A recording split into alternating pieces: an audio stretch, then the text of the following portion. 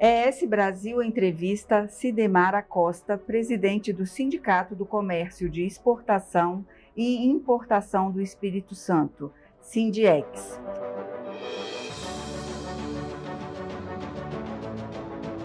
Cidemar, obrigada por estar aqui no estúdio da ES Brasil, conversando com a gente um pouquinho sobre o comércio exterior do Espírito Santo. Esse ano, o Sindiex está fazendo 32 anos e tem aí um desafio futuro pela frente, que é com a reforma tributária em 2032, com o fim dos benefícios fiscais, né? Como é que vocês estão se preparando para chegar lá em 2032? Ok, Kikina. Em nome da Kikina, quero agradecer aqui a ES Brasil pela oportunidade de estar falando um pouco sobre o comércio internacional. Quanto à sua pergunta, Kikina, eu vou fazer rapidamente aqui uma linha. É um tema que é longo, mas eu vou conseguir ele em pouco tempo fazer para você uma linha imaginária aqui para 2032. Nós estamos agora, para o ano que vem, se tudo der certo aí no Congresso, passar o último relatório, a reforma tributária ela começa já em 2025 e para 2032 nós precisamos estar preparados. Mas antes disso, nós temos que olhar qual que é a vocação do Espírito Santo. A vocação do Espírito Santo é o Comex e é a logística.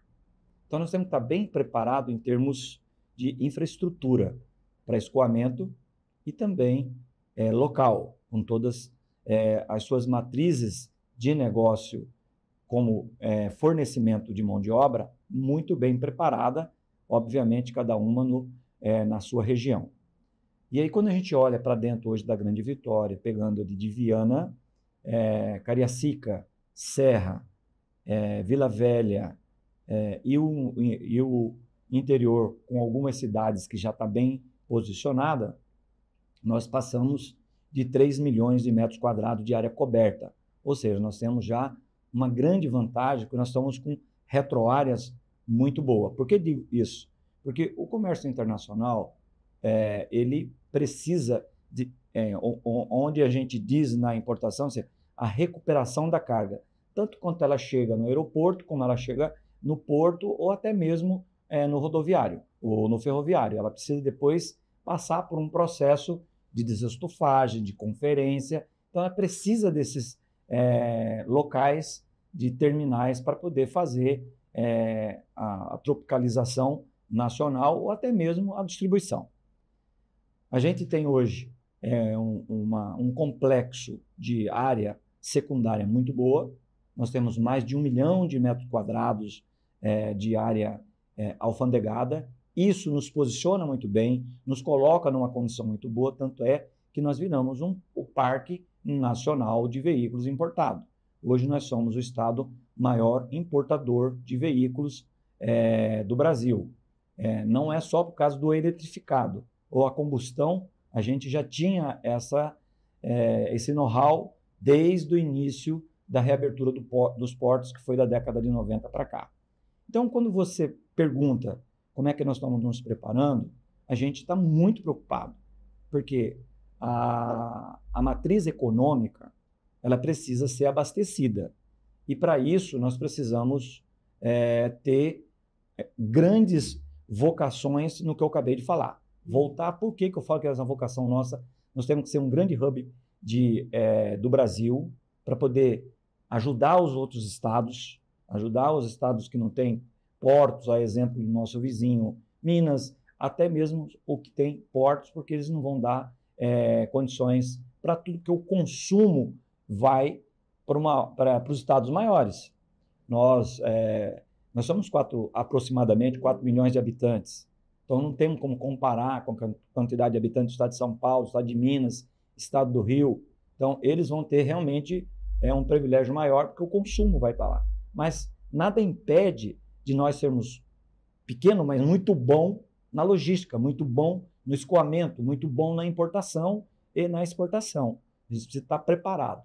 E para isso, nós criamos dentro do Sindiex um conselho, que hoje ele está composto, ele está misto, né? Inclusive nós tivemos o reconhecimento do Estado, onde nós assinamos um termo de público-privado, para que esse conselho possa realmente entender e olhar para 2032, já agora, em 2024. Nós já fizemos 7 reuniões, obviamente que logo no começo, ali, quando a gente instituiu o conselho, a gente tem reuniões para fazer entendimento, criar governança, e a gente conseguiu, numas 3, 4 reuniões, colocar tudo isso de maneira muito forte em termos de governança, porque a gente criou um estatuto, onde todos os membros concordaram, criamos um termo de confidencialidade para tratar desses temas que a gente julga que é muito importante, mas não pode ser sendo divulgado de qualquer forma, de qualquer jeito, mas eu acho que assim, a sociedade ela pode ficar despreocupada aqui, assim, nós estamos pensando, nós não estamos esperando o 2032 para pensar o que vai fazer. Nós estamos antecipando, nós já estamos pensando o que vai fazer. Aí, como eu falei, nós temos aí o reconhecimento do Estado para esse conselho. Esse conselho ele é formado por bancas de advogados e pelas entidades locais, a exemplo da Secretaria da Fazenda, do Bandes, da Procuradoria-Geral, do Estado.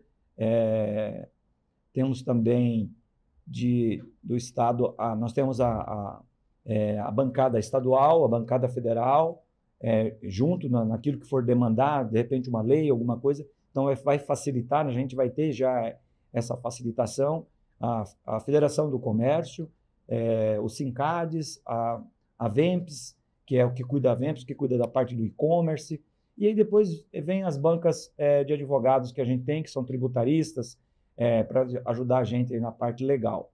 E isso a gente já vem trabalhando, já tem algumas coisas sendo estudadas, olhando e vendo o relatório, para que a gente possa criar, porque a maior preocupação que o Estado tem que ter e que nós estamos tendo é o seguinte: como é que a gente mantém essa atividade econômica que hoje é forte, porque dessa atividade econômica você gira ela no espiral, é onde vai gerar riqueza, vai gerar emprego, vai gerar resultado para que a gente possa atrair esse segmento aqui dentro do Estado. Mas é muito preocupante.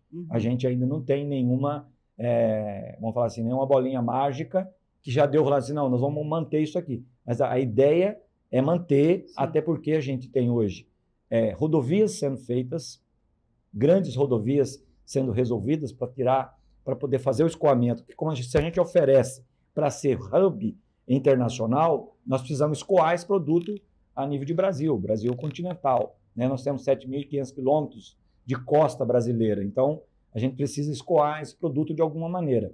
Então a gente precisa de rodovia, nós precisamos de ferrovia, nós precisamos estar com os aeroportos todos muito bem posicionados, que está acontecendo, já tem aeroportos no interior, já pronto, preparado para isso.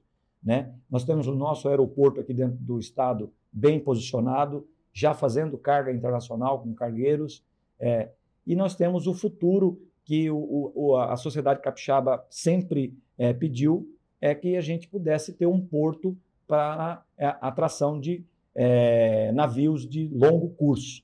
Né? Então, hoje, nosso porto, no nosso complexo portuário Capoaba Vitória, nós somos restritos de calado e de comprimento. Então, nós temos ali um navio que é com uma classificação, navio tipo Panamax, onde a gente não consegue receber os Post-Panamax, o New Post-Panamax, que são navios maiores, que é o que mais estão circulando hoje nas águas internacionais. E isso vai levar para o norte, com o porto da Imetame praticamente pronto, vamos dizer assim, porque ele tem mais ali um ano de obra, um ano passa muito rápido. Eu acredito que para final de 2025, início de 2026, a gente já vai começar a ter novidades, porque eu sempre estou ali junto com eles, perguntando, até pelos interesses do nosso segmento, e a sociedade do Comex sempre está perguntando, por eu estar ali liderando o Sindiex como presidente. Então, eu tenho que estar com essa notícia em dia. E o Porto está bem adiantado, eu acredito que a gente pode dizer que para 2026. Então, isso, Kikina, nós imaginamos, né, nós empresários nós usuários de portos, a gente imagina que isso tudo vai fortalecer, talvez mais, mas vai pelo menos garantir a nossa atividade econômica. Mas eu acredito muito, eu nunca gosto de olhar para o copo vazio, nem meio vazio, eu gosto de olhar para o copo cheio. Então eu imagino que a gente, em 2032, nós vamos ter sim a manutenção da nossa atividade econômica, obviamente, com vários arranjos que a gente vem conversando com o governo.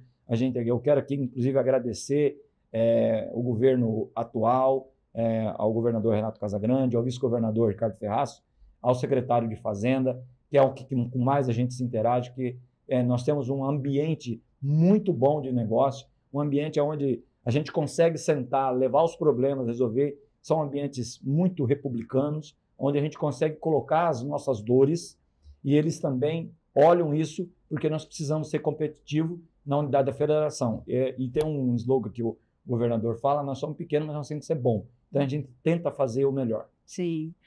E falando em bom, esse ano também foi um bom ano para o comércio internacional. O Espírito Santo se destacou aí na importação de carros elétricos, né, principalmente os elétricos, na exportação de café. Vocês esperavam esse crescimento em 2024? Na realidade, sinalizava sim, Kikina, esse movimento. Tanto Rocha quanto Café já vinha dando esse sinal de que seria dessa forma, mas não como foi, né? A gente realmente teve aí um grande, vamos falar assim, um grande momento para o estado do Espírito Santo. A exportação cresceu e cresceu muito, café cresceu muito, não só café, exportação de um modo geral cresceu bastante. A importação no estado do Espírito Santo ela cresceu muito. A gente lidera, inclusive no ranking nacional, alguns tipos de carga. A exemplo de veículos, nós somos número 1 no país. A aeronave, nós somos número 1 também no país. Vinho, nós somos número 1 no país. Máquinas e equipamentos, nós somos número 1 no país. E a parte de cosméticos, a gente também é muito forte. Então, tem uma relevância muito grande para o Estado isso? Claro que tem, porque deixa muita divisa para dentro do Estado do Espírito Santo. Você falou em aeronaves, vocês estavam em conversas com a Zurich, com a Receita Federal, para fazer todo o processo de internacionalização aqui mesmo no aeroporto de Vitória. Isso avançou, Sidemar? Avançou, uma boa pergunta. A gente agora só depende de processo e operacionalização. Os órgãos que anuem e intervêm com a migração, todos já toparam fazer isso, a Receita Federal, a Polícia Federal, o MAPA, a Anvisa, quer dizer, todos eles já deixaram à disposição a Zurich para a hora que quiser iniciar o processo, começar. Mas aí precisa agora acertar os modos operantes. Como que vai ser isso? Porque tem problema de mala, se o piloto ficar aqui de um dia para o outro, ele vai ter que desembarcar. Então, tem algumas coisas que precisa ser. Se ele fosse só migrar com a aeronave, nacionalizar e voltar, era mais fácil. Mas ele tem vezes que a aeronave precisa ficar 1, 2, 3 dias no pátio e eles vão ter que ir para o hotel. Então, isso tudo está sendo trabalhado, Kikina, e a gente vai ter, sim, para o ano que vem, o aeroporto com migração direta aqui na Grande Vitória, no aeroporto que é administrado pela Zurich. Para cargas. Para cargas. Sim, para cargas. Muito bem lembrado. Isso para cargas, a nacionalização de aeronaves. Uhum. E Sidemar, você falou de estrada, de porto, mas qual é o principal gargalo hoje do comércio internacional capixaba? Escoar. A gente precisa ter, para a gente ser esse hub, como eu falei no início, nós precisamos escoar rápido nossa carga, senão ela fica aqui. E hoje, o que todo mundo percebe e que nós vivemos, o mundo é acelerado, né? A gente até tinha aí, logo voltando um pouquinho aqui no momento ruim do mundo, que foi na pandemia, todo mundo falava, não, agora o ser humano vai mudar, vai ser diferente, vai ser mais calmo, vai repensar para fazer determinado tipo de cobrança. A gente percebe que isso dobrou, inclusive, porque acelerou mais. E quem é consumidor, ele quer comprar, no outro dia ele quer receber. ele não quer esperar muito tempo. Então, a gente precisa escoar isso. E a maneira de escoar isso é ter estradas boas e maneiras, né, modais corretos para fazer a entrega dessas operações de logística, porque, assim, na realidade, a logística planeja muito bem, mas ela depende dos elos. Aí ela precisa ter essas, vamos falar assim, esses modais para chegar até o consumidor final. E eu acredito que nós estamos nos preparando para isso, em fazer chegar cargas nacionalizadas em D+1 em São Paulo ou até mesmo no raio de 1.200 quilômetros. Uhum.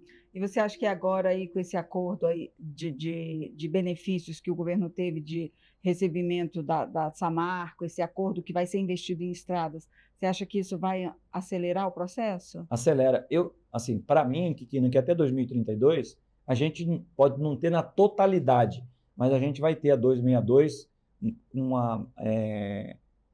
assim, com parte ou mais da metade, ou a metade dela até a divisa duplicada. Uhum. E a BR-101 está resolvido, graças a Deus, já voltou às obras novamente. Então, a gente precisa terminar esse eixo daqui da Grande Vitória até a divisa do Rio e também até a divisa da Bahia. Uhum. Até porque com o Porto da Imetame ali vai criar um gargalo novo. Né? Ali tem várias agendas de infraestrutura que está sendo tocada pelo governo, tem todo um desenvolvimento ali de vias de acesso, mas está muito legal. É um debate que leva mais horas para explicar, mas ali vai ter uma Interlândia muito boa. Mas está andando. Está andando, já tem obras, inclusive sendo encerradas já, que é o contorno ali de Aracruz. Então, tem muitas coisas que vão fazer isso acontecer de maneira orgânica. Uhum.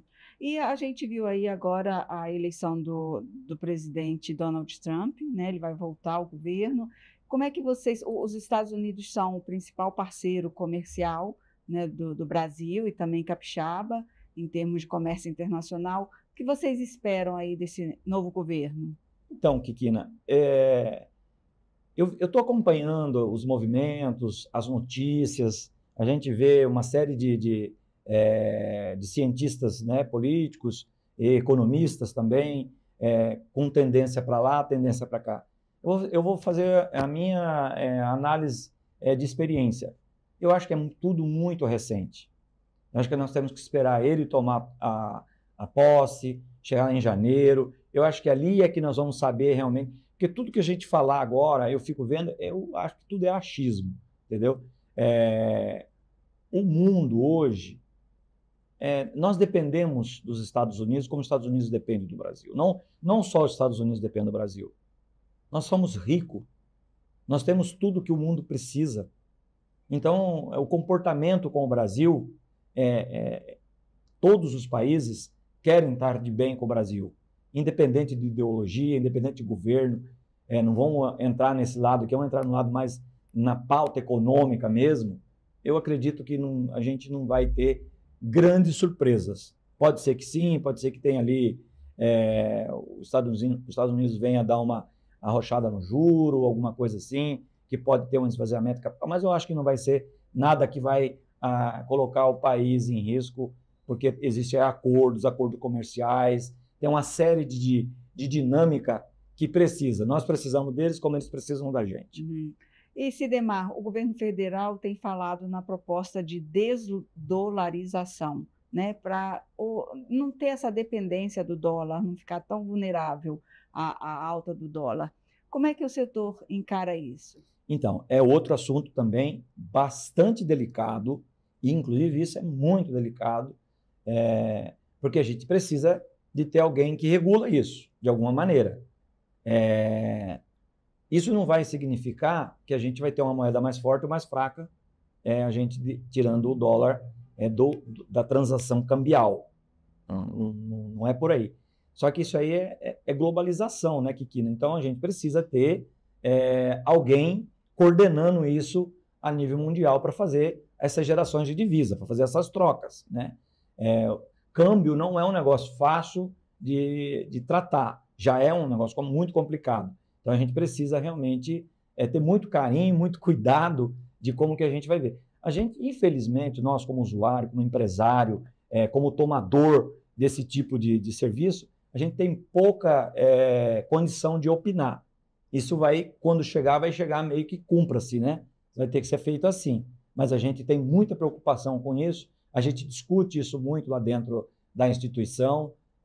Nós temos área, inclusive, que fica o tempo inteiro olhando para esse movimento, para ver como é que vai ser esse comportamento, mas a gente ainda não tem ainda um diagnóstico que vai dizer assim, ó, é bom ou é ruim. Uhum.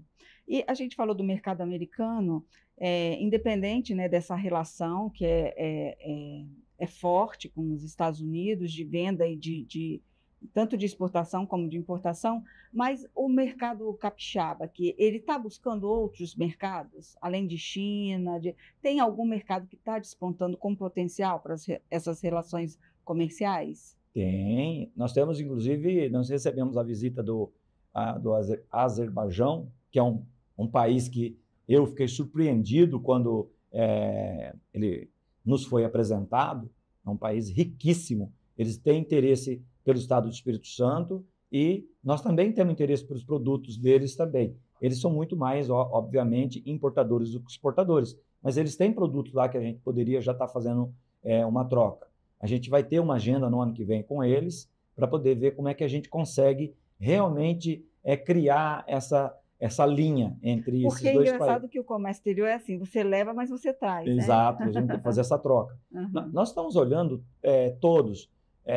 O Sindiex, ele vem fazendo um trabalho, vem fazendo uma mudança. A diretoria do Sindiex hoje, inclusive eu quero aqui aproveitar a oportunidade, agradecer o empenho de todos, porque nós no Sindiex todos são voluntários. Se sua empresa vai lá e se dedica horas, às vezes até dia, em prol do segmento. Então a diretoria nossa está muito coesa, está muito dentro da mesma pauta, todo mundo está pensando muito no que você disse no início ali, como é que a gente olha para 2032. Então a gente precisa, de 25 até 2032, buscar novas alternativas, sim. Então aproximar mais da Argentina, aproximar mais dos países da América do Sul, olhar mais para a Europa, não só aqui os Estados Unidos, olhar em torno do que tem na América do Norte que a gente poderia estar usufruindo. Ou seja, o Sindiex ele vem fazendo um trabalho, obviamente que não dá,